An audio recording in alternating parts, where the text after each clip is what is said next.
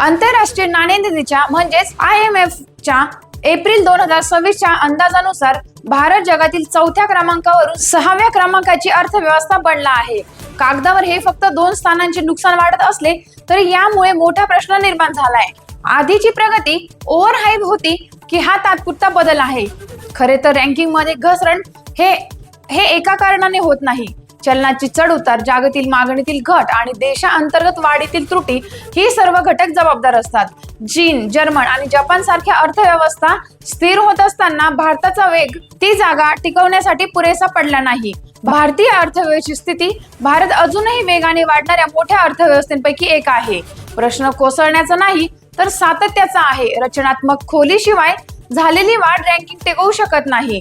खरा प्रश्न आपण खाली का पडलो हा नसून पुन्हा वर येण्यासाठी आणि तिथेच राहण्यासाठी काय केले जात आहे हा आहे. कारण जागतिक अर्थकारण हाईपने हायलाइट्स मिळतात तर प्रत्यक्षात कामगिरीने रँकिंग मिळते. अशाच घडामोडींसाठी पाहत रहा टाइम्स ऑफ महाराष्ट्र.